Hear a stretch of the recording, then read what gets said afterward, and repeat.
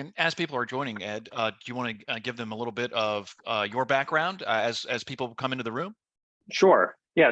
I'm Ed McCaveney. I'm the tech director at the Hampton Township School District, and I used to work at the university level here in Pittsburgh, and we have a different projects. And some of it touches upon VR and augmented reality, and like obviously a lot of different hands and new technologies as we work with our kids and faculty, but also trying to keep relationships going with universities and our peers across the country and see what's new and engaging.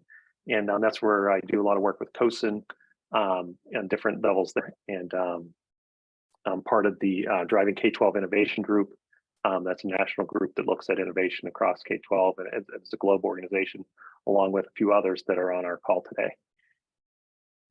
That's great, and I think maybe let's give it one more minute for people to populate. Of course, this webinar is being recorded, so it will be shared throughout the COSIN membership, which is very exciting. And the Driving K through 12 Innovation is probably my favorite of all of COSIN's sort of special interest groups, and it really is where the rubber meets the road, where a lot of the theory and a lot of the policy, a lot of the emerging technology, it's all of those members and really the membership of COSIN that really brings that innovation to teachers, to students, to districts, et cetera. So it's quite an exciting space to be, Ed. So excellent. And maybe I'll turn it over to you to sort of kick things off.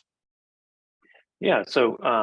Given time, people might keep popping in here as we progress. But to kick things off, let's. I'm Ed McCaveney, as I said.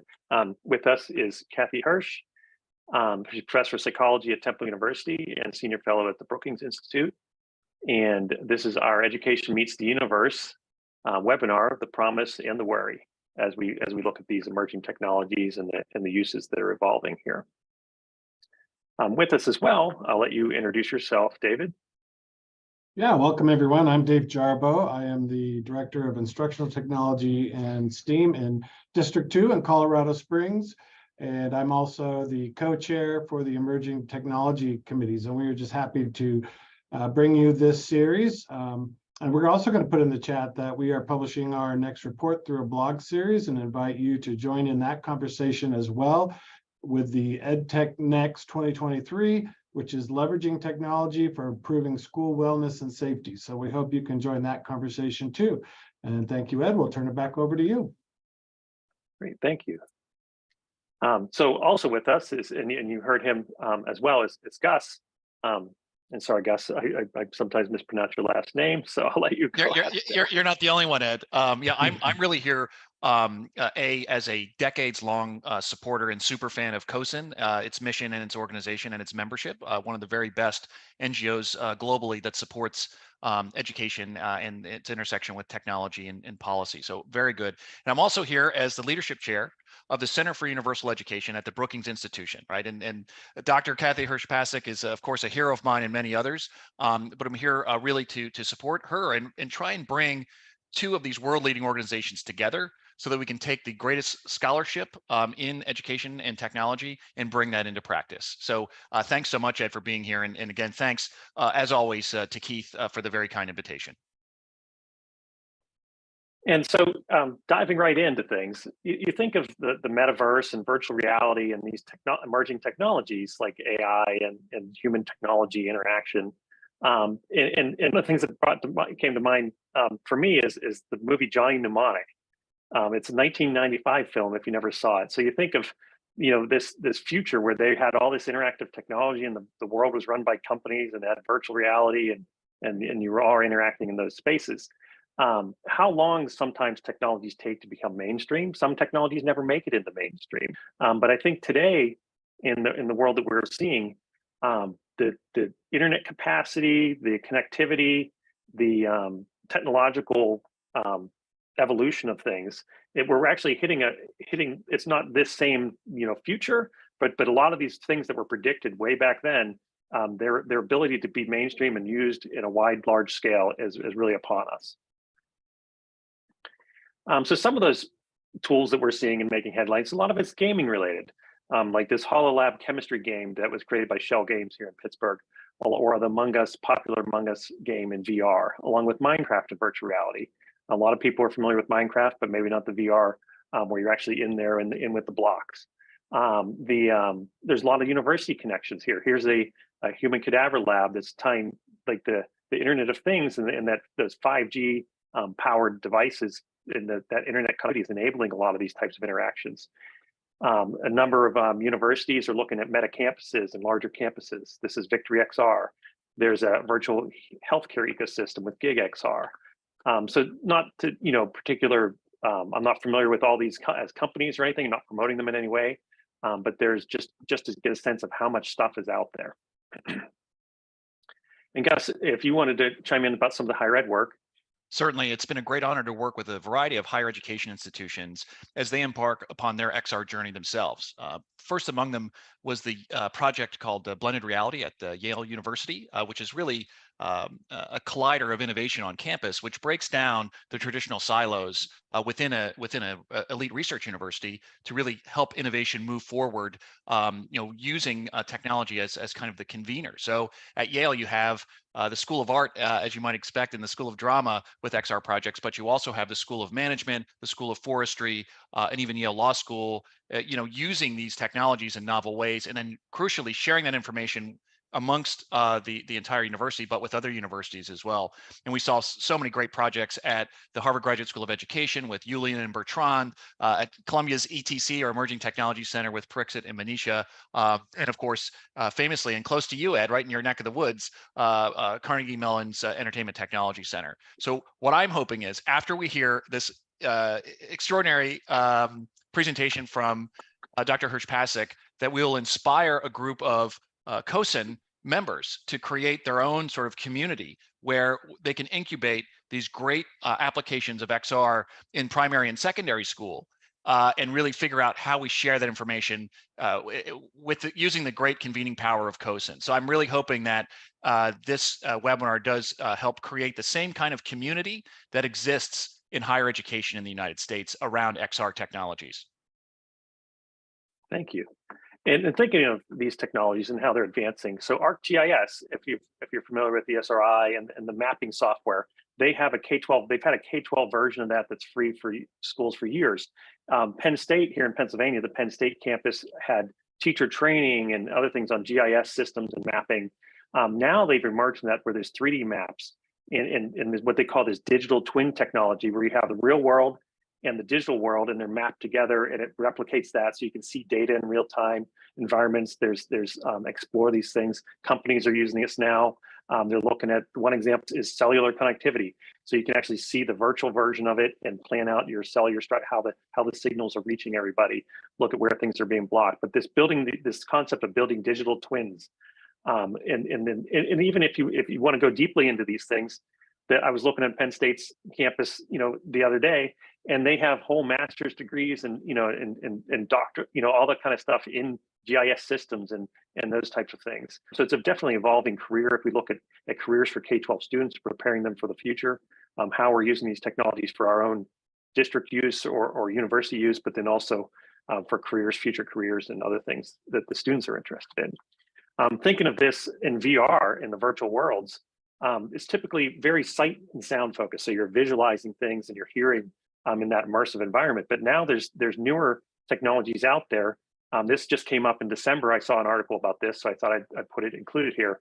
But they're looking at haptic skin technologies, where you actually are lots of adding more sensory to that type of environment, where you can actually feel what the things that you touch and things like that. You get that kind of feedback. We had actually two students last year create here in Hampton. Some of our high school students built a virtual reality weightlifting simulator. They took a reel and with a fishing line kind of technology, and they hooked it into an Arduino appliance. And so when you pick the virtual weights up, it changes the tension on the reel. So you have a 5-pound weight, and they estimated the tension they needed versus a 10-pound weight.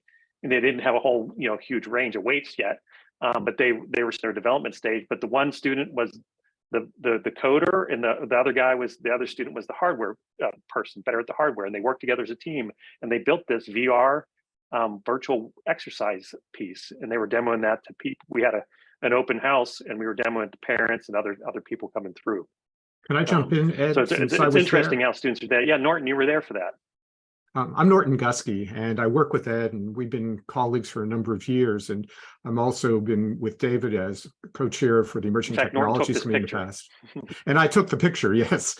And so what I wanted to highlight is when Ed talked about future careers, these kids are already thinking about making this into their business.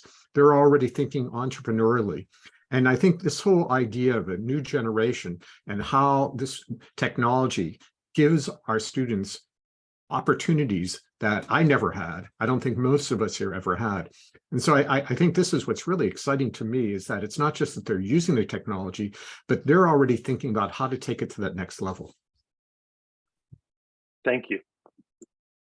And so at our middle school, we built what's called the Learning Pavilion. We had a large lobby area that had a somewhat interactive exhibit, but it was based on environmental. It had lots of sculpt animals. It's more like a museum exhibit.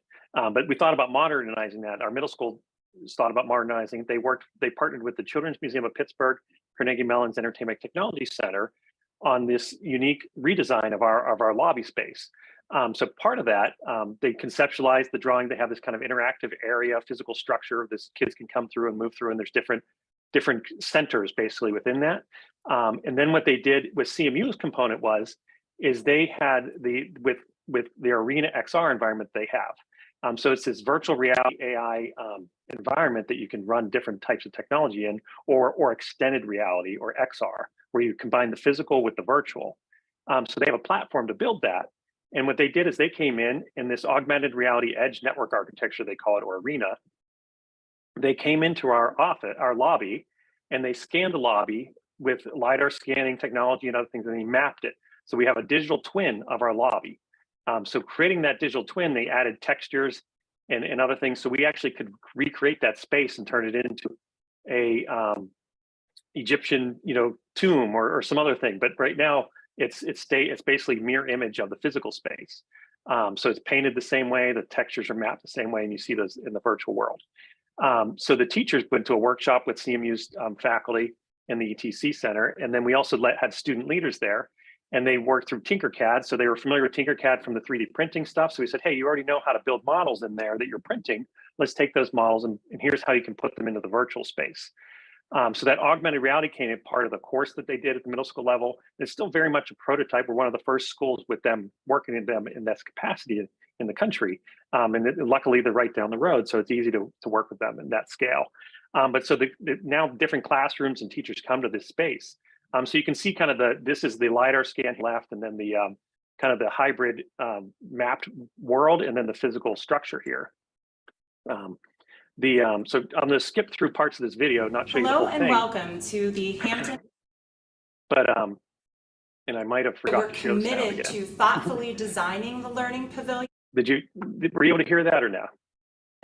In conjunction with so two here's the LiDAR outside scan partners, technology. Carnegie Mellon University Entertainment Technology Center, and also so it creates that digital Children's map Museum of Pittsburgh. of the whole center. Both of those organizations helped our teachers to think outside the box. And then what we do is our principal. This is our middle school principal talking. So what you see today may look very different next year. And so we can, because it's a digital environment, we can change it out and upgrade it in a more seamless way.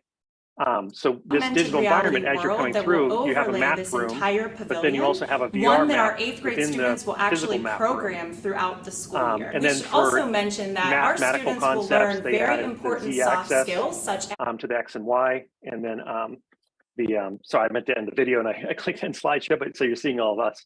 But here, I'm going to reshare my screen here real quick. In the Let me just jump in a minute, because what I think is really important is that sometimes technology is just something that those of us who are kind of geeks get excited about. But what was amazing to me when I visited Ed and talked with his teachers and his students is how they accepted this technology, and how the teachers who were not those teachers who would have been jumping out at every opportunity saw how this made a difference in their teaching.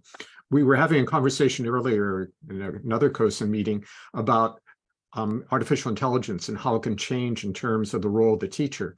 And that's what's happening at Hampton when I talk with these teachers. They saw the technology giving them new opportunities to meet the needs of their learners in a way that they couldn't do before. And I think that's really one of the keys to the success that Ed and his team have really designed and developed this. And so thinking of these types of technologies that aren't necessarily at scale, some of them are becoming at scale. How are we preparing for these things? And this is where the work from Dr. Kathy Hirsch-Pasek comes into play. And so I'll let her take over. Well, thanks, Ed, and thank you, Norton. I mean, your comments are so right on. I mean, I think educators have always been stuck in the middle here. You know, especially last year, the last couple of years when things went remote, and everyone was really trying to figure out what to do to create a more digital educational opportunity. And we didn't do such a good job, you know? So I think everyone's on the market, and this may be the challenge to all of you out there at Cozen. Come on along, let's figure this out together, and let's make it really the best that we can be. And it can be. I really do think that things like the metaverse, things like the examples you saw from CMU and from Penn State and the high school that you're working with, they're just the leading edge and just the beginning. And I don't want to suggest we're all going to become bionic, but I think that there was a wave of technology where what we did is we just took what we had in the non-tech world and plopped it in the tech world. And I think what we're learning to do right now that to me is very exciting is we're learning how to use the unique properties of the digital world to bring something new, something that you cannot get by just plopping the non-digital world into the digital world. So with that as a beginning, let's go to the next slide. All over the news, I think we're seeing and hearing about the metaverse. In fact, I am sure we could have a discussion among the 20 of us on this call about what is the metaverse anyway. So I just wanted to give you a few of the quotes that have been bandied around. This is by Tom Metzinger. Virtual reality is the representation of possible worlds and possible selves, with the aim of making them appear as real as possible, ideally by creating a subjective sense of presence and full immersion in the user. Or the next quote, which comes from somebody who's very familiar, Mark Zuckerberg, who's telling us that the metaverse is likely the next chapter in the internet. Now, I couldn't give you all the quotes that I have found from Brown and beyond, but I will tell you that the way people are talking about this right now, about this era that we are in right now, is that it's kind of like the beginning of the internet. And for those old enough to remember that, it literally changed the entire world. And I would say the next wave to hit the scene was when, oh my God, look what we can do with the iPhone. But it's hard for us to remember that that only came around in 2007, that the iPad has only been with us, you know, for the last 13 years. That's like mind-boggling, right? And now here we are on the cusp of the metaverse. So next slide, please. It's all over the news. This was what we saw in metaverse gameplay, which is what Ed mentioned. You know, there's a lot of gameplay trying to use, especially Roblox. And in October, the New York Times did a full spread on what it meant to hang out in the metaverse, mostly as a social thing, not an educational thing, but still was quite interesting to see what was going on. Next slide, please. Meta is actually betting its future, $6 billion investment on things like Horizon Worlds. So again, we're going to see a lot of this. And now onto the next slide. And the implications for education as I see it, and I really come from the science of learning perspective, is that students will be able in the future to take virtual field trips. That for the first time in our history, I think the Magic School Bus is not just a television show and a book, but actually we're going to be able to go inside the human heart. We may even be able to pretend we're doctors and do heart transplants or to visit the age of the dinosaurs. Next slide, please.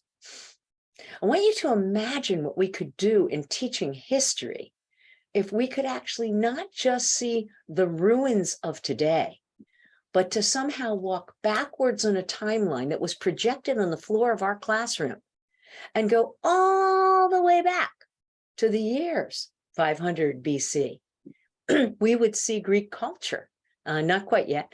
We would see Greek culture. We would see how these temples were built. We would see the architecture as it was in the remains of today. And we would come to understand that the earth itself is a kind of storybook if we just know how to discover it. And imagine if we each had avatars working with a teacher. Notice I am not bopping out the teacher. I think teachers are our guides in education. But what if we worked with teachers to become archaeologists and discover, how do we know what it was like in the year 500 BC?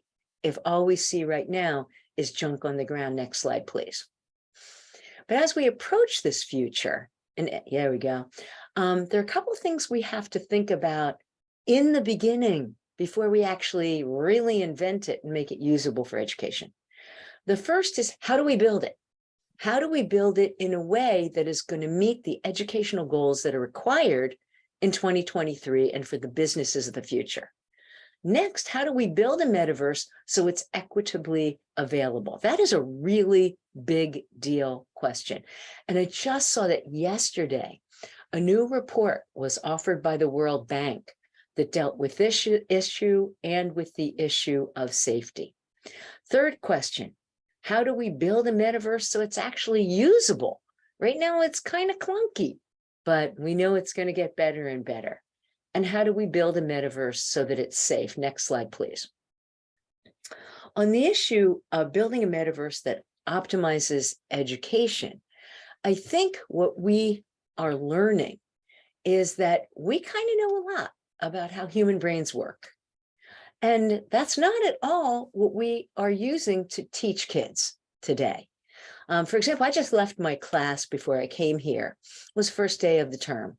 And I asked my students at Temple University, so I'm just curious, give me the first word that comes to mind when you think of school. Here are the honest to God answers I got in the last half hour. Monotonous, boring, terrible, stressful. And I said, okay, can you guys tell me, please, there must have been something good about school.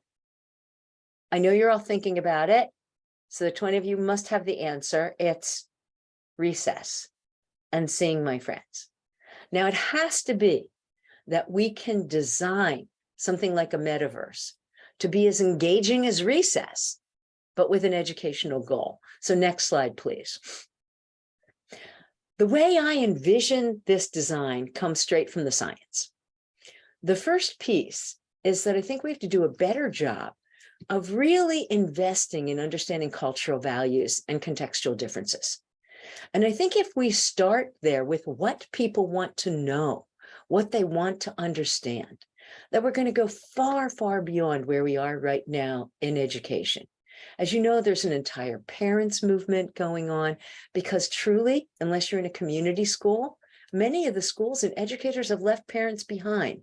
They need to be part of the discussion. And Brookings has just done a beautiful piece on community education with Rebecca Winthrop, and I encourage you all to see it. If that's part one of the equation, the next part of the equation is, what's the science of how human beings learn? Can we teach in the way that brains learn? And I'm going to suggest to you, I know this is going to sound awful, but we are teaching today in exactly the opposite way of how human brains learn. And the third is the science of what we need to learn. What do you need to know to be successful in the 21st century? And I'll go into each of these in a minute. Next slide, please. So for the science of how we learn, I put it under the heading of active, playful learning. So let's just look at it for a moment. Human beings learn best, brains learn best when they're active, not passive. Look at those kids in the classroom that Ed showed us. I mean, those kids were actively inventing, engaging. Believe me, they will remember this 15 years from now, okay? And much of what they teach, what we teach them, they won't. It should be engaging rather than distracting. Keep their minds on. It should be meaningful to them, not disconnected. When we teach something like history, who kind of cares what happened in 500 BC if we don't make it real to what we need to know today? Social It turns out the brain is socially gated. And what I mean by that is that humans learn best with other humans, with teachers, with guides, not by being just taught as if they are empty vessels, and not by doing it solo. Next, we learn best when it's iterative. When we have something we kind of know and then we build on it, like in problem solving, which is, I'm sure, precisely how they made that beautiful hand that you showed us, Ed. They had to start and keep revising and keep revising. And it should be joyful. Add that to a learning goal, and you have a how of learning that, as I say, I call active playful learning. By the way, it's catching on. I just heard the Boston school systems, the Philadelphia school systems are moving to active learning models. Then what do we need to learn for the future? I'm going to argue that it's the 6 C's, a model that builds on itself, where the first part is how to get along with others, how to communicate well with others, reading, speaking, and listening. We need to learn our content, but it's not good for us if we don't know critical thinking beyond the content, creative innovation, or the confidence to take an intellectual risk, not just to spit back what we have learned. This is what business leaders are telling us right now. I call it the 6 C's, and we're implementing this how and what of learning, the 3-part equation, in the state of New Hampshire right now in the school systems, and we are about to be implementing it in 4 more states around the country. Next slide, please. Now, in educational apps, when they hit, and about 2011, just after the iPad, they became very, very popular. Tech got ahead of the science of learning. We did not have a seat at the table as people were rushing to get their product into the Apple Store. I'd like to suggest that we have an opportunity right now to do differently with the tech that's around the bend. And by the way, you might ask, how well did those so-called educational apps do? Not well at all, especially when evaluated against what people learned and against the 3-part equation. In fact, Meyer et al. Studied this with a paper that we had come out in 2021 with Jenny Radetzky, who may be a familiar name to some of you.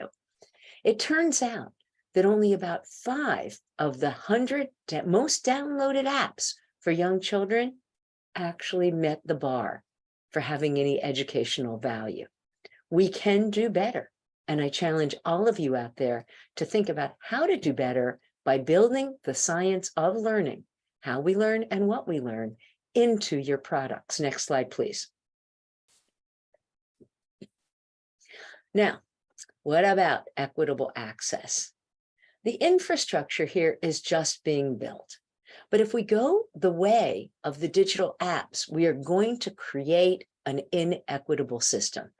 What happened is the rich kids got the advantage of having all those apps, if it was an advantage, and kids who were from under-resourced environments didn't have access to the internet, they couldn't use it. That has to be changed. The infrastructure has to reach all neighborhoods and communities, and the access to that infrastructure has to be affordable. Now, the metaverse is just coming around the pike. We've already heard about a school that is using some of these techniques. But what I'd love to encourage us to think about, next challenge for your group, Cozen, is that I wonder if we could create something like an IMAX studio within communities as a start, which has the metaverse and invites all schools to have virtual field trips, whether it be in history, in building boats, in fun ways to do Leonardo da Vinci builds in mathematics. Imagine what we could do experientially if we started somewhere so that it was accessible to all. Next slide, please. Eventually, access has to be available in these community settings. There is, in fact, a classroom group that's starting to build this. It's called Eduverse. I haven't personally evaluated this yet, but I did see it, so I wanted you to know that it's there and you can go and visit it, but I'm not endorsing it. Next slide, please. Now we have to ask about usability. Look at these clunky glasses. Even the newest stuff, the A3 smart glasses, they're still not really made for younger heads.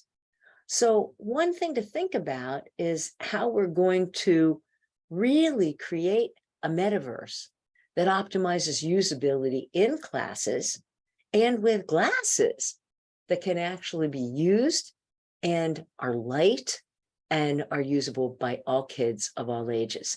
Next slide, please. Finally, on safety. Most of the World Bank report is on, oh my gosh, what are we going to do here? This is going to be a terribly unsafe environment. And the questions we need to ask is, can there be regulations to prevent students from entering possible worlds that harness hate and bigotry? This is one of the questions that the New York Times October 9th article came up with. And is there some way to create safe spaces so that a class can go on that bus trip, but we don't have intruders who can just join in? Next slide, please. Well, we're just at the beginning. To date, the metaverse is not designed with educators. It is not equitable. It is not usable. And there are no regulations to make it safer. So my challenge is to let educators and scientists sit around the table with you as you do these designs, so then we can make it the very best that it can be. And that's what we wrote about in our Brookings report, A Whole New World, Education Meets the Metaverse. I'm also going to invite you to a February 17th event at Brookings, where we are going to talk about changes in education, and tech will be a part of that discussion. Next slide, please.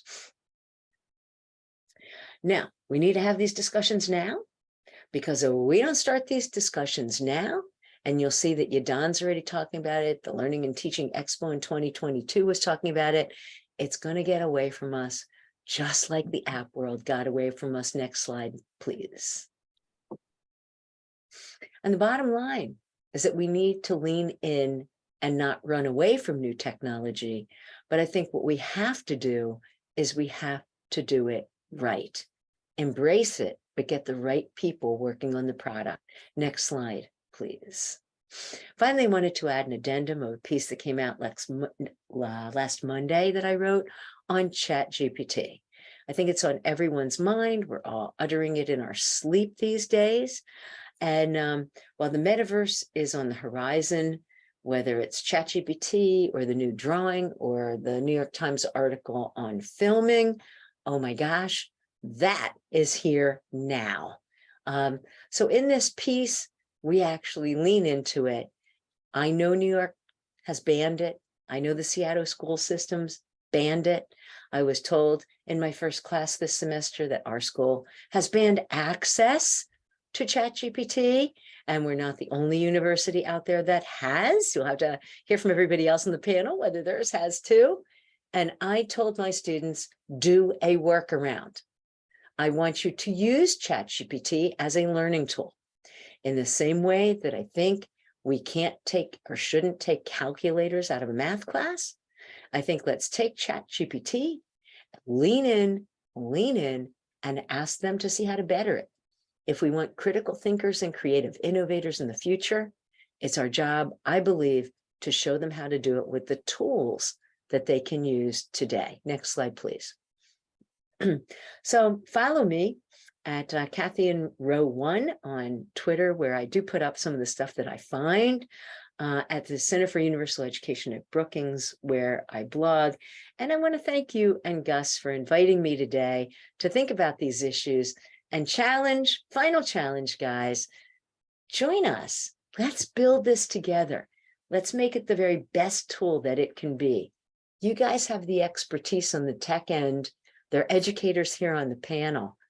Let's sit together, and I know we can create magic. Thank you so much. Thank you. So we're at the Q&A part of the session. I'm going to end the screen share here so we can see each other.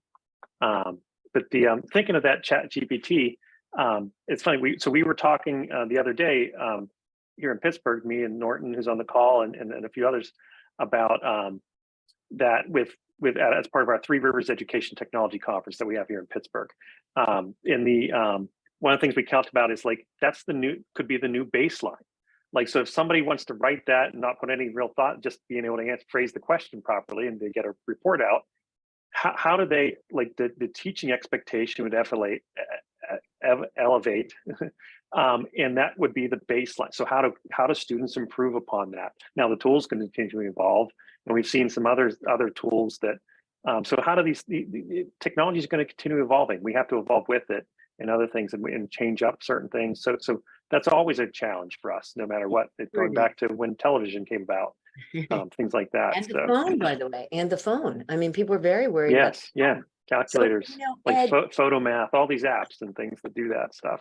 And I know one of your students did a magnificent job. It was all written, it was all over the news about one of your students creating a way to detect that somebody has used ChatGPT. Oh, that was not my student. That was at one of the universities. But yeah, I shared that. That's the GTP-0. Yeah. I thought maybe he had worked with you too, but here's no. We've had a few students go on to those universities as well, but it's hard for me to keep track of all of them, but no, yeah, not one of ours. Yeah. But I don't know, my take on this, and I'd love to hear your take too. Really, Keith, David, Norton, Gus, chime in. But my take on this is that what I really want when I give an essay question is I don't just want somebody who can synthesize. I want somebody who can be a critical thinker and who gives me a new thesis. And I'm going to make a bold statement, but I would love to know your take on it. I'm just writing it up now, and I'll probably get slammed for it, but what the heck. In 1995, Daniel Pink wrote a beautiful book. I think it was called A Whole New Mind. And in it, he said that he expected the world was really changing, and that the people who were going to be rewarded were not going to be the people who could just crank out code or could, do the analytics, but the ones who could find patterns. And he said it was the move from the industrial age to what he called at that time the conceptual age. At the same time, the business world was moving to what they called the knowledge age, Well, all right, now stick with me. Here's the real controversial part. I'm wondering if all this doesn't move us to a new phase. Let me, for the moment, call it the creative age. And in the creative age, synthesis of all the information that's been coming at us since the internet, and especially since the invention of Google, is no longer going to be as valuable when you have ChatGPT and when you have the kinds of AI developments in art, in film, in music, etc. So I said to my students, okay, guys, if you turn in a ChatGPT, you will pass. You will get a C. And if you want a C in this honors class, go ahead. But if you want to get above a C, show me what you got. Show me that you've moved on to the creative age and that you can create a new thesis and defend it with the most current material that's out there, not just that which can be synthesized as an either or a compare and contrast. And so that's the challenge I'm putting to my students. And I was pleasantly surprised by their very positive response. So, so I see one of the Jim Pink. He did a keynote at the CoSN conference a couple of years ago, and he's had a couple books come out around motivation of learning and things like that that really tie into that. And then, but I liked what you said about the devices, because me as a tech director in K-12, that's one of the challenges we've had is the affordability of devices. If we build a classroom set, how do you get everybody to use that? Or like when I was in higher ed, one of the faculty I worked with, we talked about silos, in versus our science centers. Not everybody has access to a science center in their community, things like that, where you can build these spaces or do things, or the silo is always booked and that one person never wants to take their class down the hall, versus like when we got to one-to-one devices where everybody has one and they're able to access that technology more readily. But the headsets and the smaller kids, like versus just maintaining the hardware, from my perspective, it becomes challenging in districts. So like that evolution of the hardware and things, it's definitely gotten better versus the Google, the cardboard kind of stuff that we had. But then you could only fit an iPhone into it, or an iPod type size device, but all of our kids had iPads. So then, they couldn't immerse the same way. They could access the stuff. Yeah. Go ahead. I just want to jump in because I really think we have to think about what holds things back, and the glasses hold us back. Yes. So where are there technologies, and they're out there, and I'll share a few of them, that are mixed reality, that allow us to have a lot of the benefits of what we're talking about without the limitations and the handicaps. So I was visiting a district that's a rural district in the area a couple of weeks ago that has a sports medicine, and they're having now their students basically do the cadavers and all the work, but it's a mixed reality application that was developed in Kentucky that does not require glasses. But every student basically can go into the human body and do all the kinds of things we're talking about. We have here in Pittsburgh projects like that have come out of the Entertainment Technology Center, that have come out of Carnegie Mellon, that allow students to have that kind of access. There's one school district, Cornell, and Ed, you might know the one that Chris Hubb was doing, where they were looking at environmental biomes. And again, it didn't require the use of glasses, but it allowed the kids to have experiences in types of biomes that they never could have explored by having that opportunity on screen, and then taking that learning into the classroom in a dynamic way where the teacher owns it and the students own it. So I think we have to look at some of those, and then hopefully down the road, the technology will catch up in terms of glasses and other things. But let's really highlight the technology that allows for equitable access, that allows and addresses the things you were talking about, where you can have safety and the needs for all those elements, but without adding another layer that makes it limited to schools that can afford it. So if I can just chime in. We often refer to that as scaling innovation. How do we do those types of things? Yeah, if I can chime in real quick, because we are leveraging that technology now, and we do it through a district lending library, where we have some sets that really, they're compared to other technology, they're not unobtainable.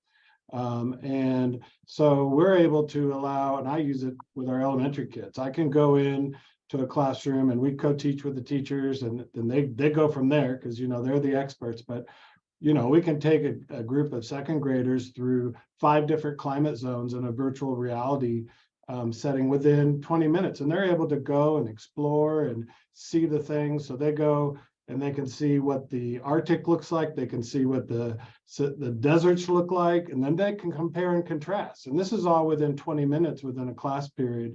So I think it is possible now. I don't think it's unobtainable if you get creative with your funding.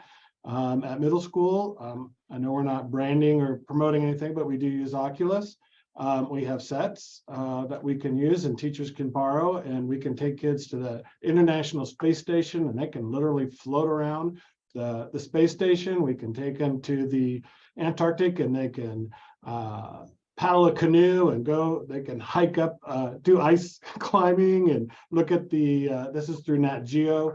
And some of these resources, some of the applications are free that companies have invested in, and they're willing to invest in us. So I think it is obtainable when you get creative with your financing, and it is a wonderful opportunity. When you see the kids and the way they engage, and go back to the science of learning, because it's a full body experience. And I mean, just that immersiveness, I think, boosts education. There's research now to support that it does. We kind of went from text to video and said, oh, video is so much more immersive and kids learn more, the brain learns more. XR is the next level of that engagement and retention.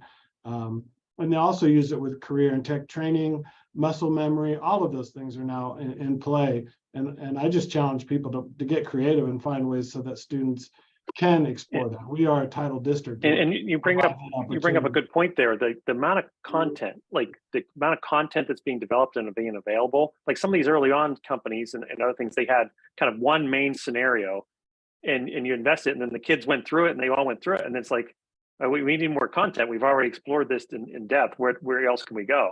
But now there seems to be definitely a much broader plethora of content out there, and it's high quality content. Some of the new scanning technologies, they've created, surfaces and mapped it's super realistic, high resolution scans of things that's now being built into these worlds to make them so realistic. And the photography quality of the video, things like that.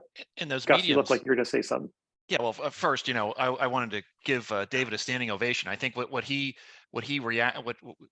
you just said over the past 2 minutes really did sort of honor Kathy's sort of 6-tiered approach to education, and making sure that or observing and noticing that active playful learning equals more engagement, equals more attention, equals a lean in instead of lean back and watch a video passively, right? Really interacting.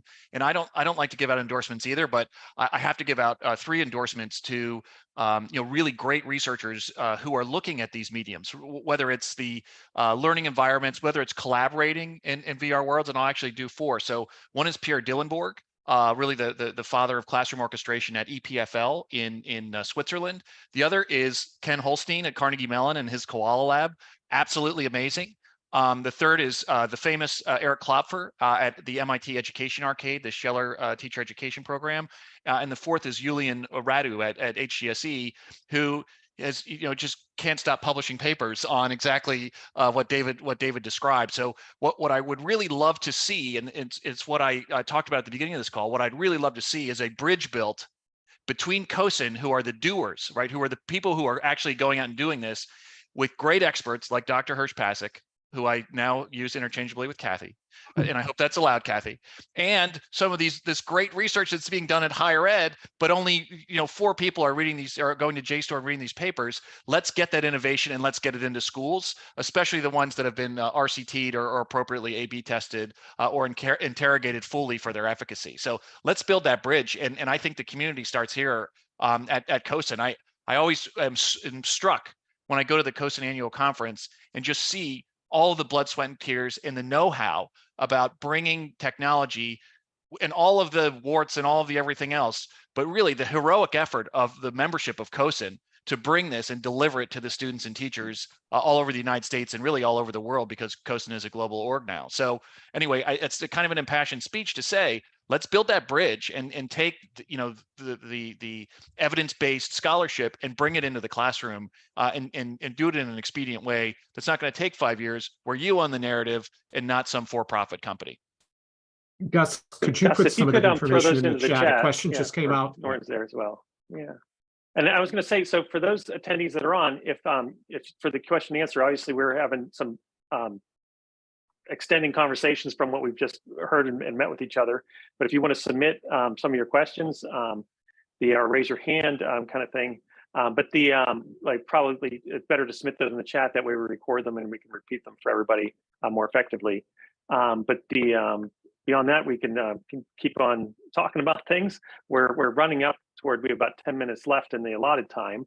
And then, so we're happy to try to keep talking about this, but yeah, like the university, like talking to Gus about the Koala Lab here at CMU. I'm familiar with a lot of things CMU does, but I'm not directly there anymore. I was at one of the neighboring universities, but it's hard to keep up with what everybody's doing everywhere. But that's where CoSN helps us bring people together, and we get updates from people.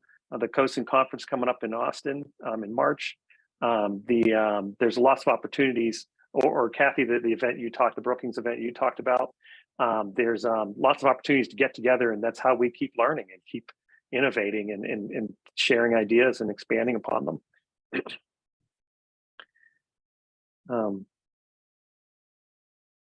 Gus threw his email in the chat. There we go. If anybody wants to be connected to that sort of higher ed ecosystem of XR research, from Jeremy Bailenson at Stanford all the way up to across the country, I'm trying to think, the FIU and the School of Architecture in Florida, happy to do so, and really would encourage you to do 2 things. One is attend the CoSN annual conference. It's in Austin. It's awesome, and all of if you're participating, are awesome as that. As this annual conference is, and I see you all there every year anyway.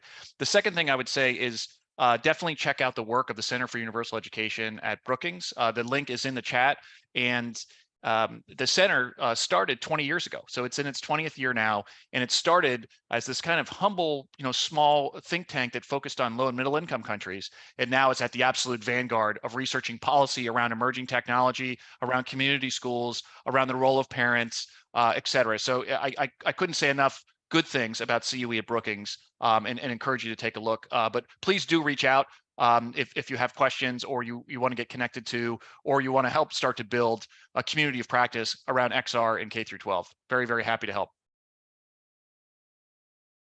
Thank you. And then give it another minute for questions here.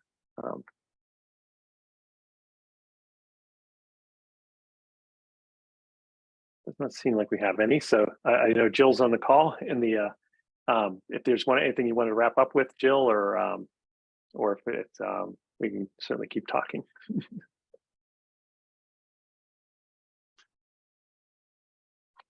No, this has been a really interesting and great conversation. So it's just the start, as we all know, and this is a wonderful piece to add into our library of conversations to share.